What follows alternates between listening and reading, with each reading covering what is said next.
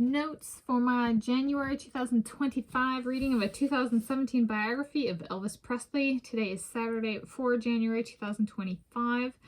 I'm going to talk through my book and reading notes for my January 2025 reading of a biography on music artist Elvis Presley, Being Elvis, A Lonely Life by Ray Connolly, 2017, Liveright Publishing Corporation, First United States of America edition, hardcover, ISBN in the video description. I started the book on Wednesday, 1 January 2025 and finished the book on Saturday, 4 January 2025. It's 362 pages. It took me 3 days. I read 110 pages on Wednesday, 110 pages on Friday, and 142 pages Saturday today. I took Thursday off. That's the day I had the 9 videos and did a bunch of food stuff, and I ended up being like, share my day. I'm not going to read so that way I can share my day. And I didn't watch any movies. Is that correct? Yeah. So you guys like actually got the day. Okay. Anyway, this public library copy, this is the same. So this marks my second time reading it in a 15-day period. And so there's a book/reading notes, at least currently, for my December 2024 reading of this book. And so I turned around and was like, I'm going to make this the 300+ page bracket book. So I did a reading of a children's book. So this isn't my first book of the year ever. It's when some people think of reading a book, this might be more of what they had in mind. So this is the Bothell Library copy, same copy I read last time. I decided to hold on to it and read it a second time. I was like, read it. And should I read it? Moral of the story, I'm happy I read it. I'm Tanis Leonhardi, she, her, hers of Seattle. I'm Tanis Presley, she, her, hers of Graceland, and rereading it was a wise decision. All right, book notes including construction and design. We've got a profile view of the guy. There's multiple 3 sections with pictures and captions. It's full page text. It's kind of medium font with close together spacing, so it does take a bit. I sped up a lot in terms of like my reading time got cut like per page. It went from like 3 minutes per page to like 1.9 minutes per page for some of it, kind of thing. So I had a much improved rapid speed up. I was like, whoa. So that's my book notes. Reading notes. So I did not flag anything. So it says, and since I read it, this is my second time in approximately 15 days. The day I started reading it in December 2024 was 21 December 2024, and I finished this second reading today for January 2025. So it's been 15 days from the start of that one to the end of this one, inclusive. So I'm very happy I read it again. I had different takeaways, and I picked up on stuff that I didn't necessarily pick up on last time because my brain just got fried and was like overloaded on like, what am I reading?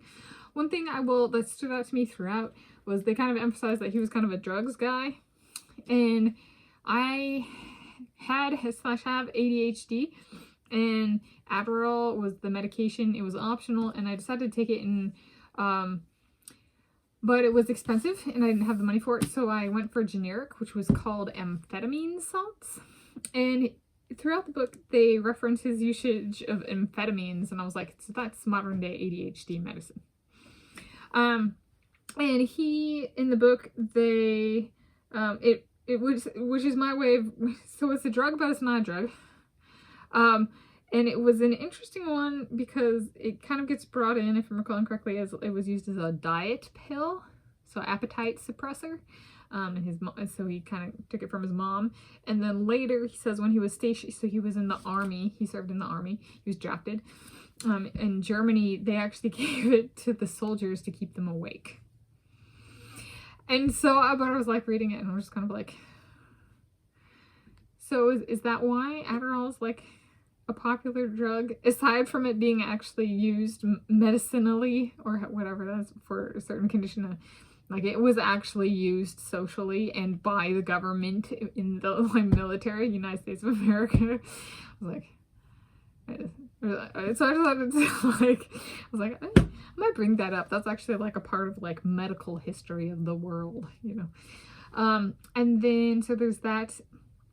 And then, oh, so the women were very reactive to him in a way they weren't to other musical artists at the time, especially when he kind of broke out in the early to mid 1950s.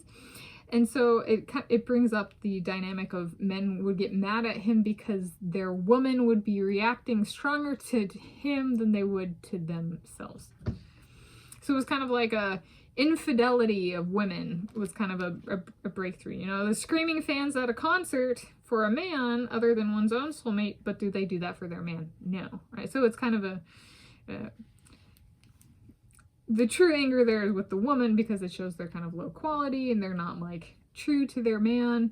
But there was also frustration of like, why are you doing it, man? I was happily married. Oh, but she doesn't. Yeah, so there's that kind of dynamic. But then maybe that's why the women did it, to hurt their own man. So then really they get pissed off at Elvis Presley, that kind of thing.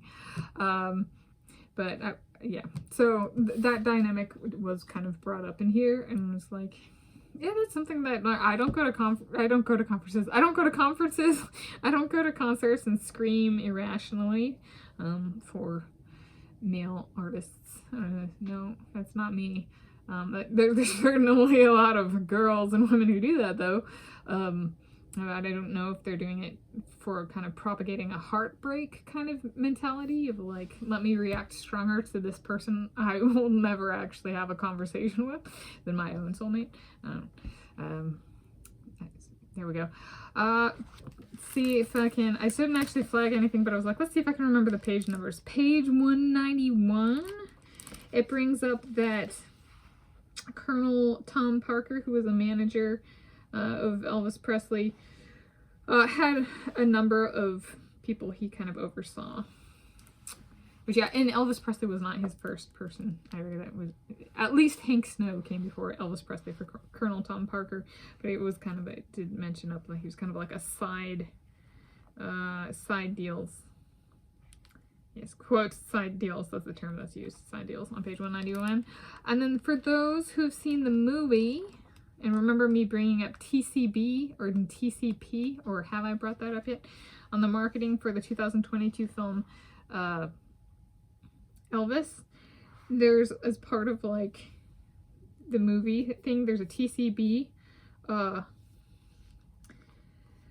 taking care of business. Yeah, so it's not just randomly on there. There's an actual name of a group taking care of business. It was a fraternity of sorts. Here we go. Yep. Okay. A quote, as a sort of exclusive fraternity for him, his family, and the guys called Taking Care of Business, TCB. Okay, page 237 on that one. Yeah, so it was like, there's a little bit of the perspective or additional perspective on Elvis Presley of the part of why he was so revolutionary was the reaction to him from the opposite gender, and what that, you know, it's kind of disruption in the house, right, in personal life dynamics. In conclusion, it marked full book number 2 for me for the 2025 year. How I read it helped with weight loss, at least weight maintenance, and distracting me from food. Yes. Pushing on reading more and like turning the music off and really just focusing on it. Yes. So at least maintenance. Yeah. Legacy of the persons who got it for the King County Library System is carried on by me reading the book / making this video. Yes, I did not request this to be ordered as a patron. So patrons can request books and items to be added to the library system as well as the library / librarians. So whoever initiated this entering the library system, I am carrying on their legacy by reading it, checking it out, reading it, and making this video. So, and I don't know who that was. So there we go. Those are my notes for my January 2025 reading of a 2017 biography of Elvis Presley.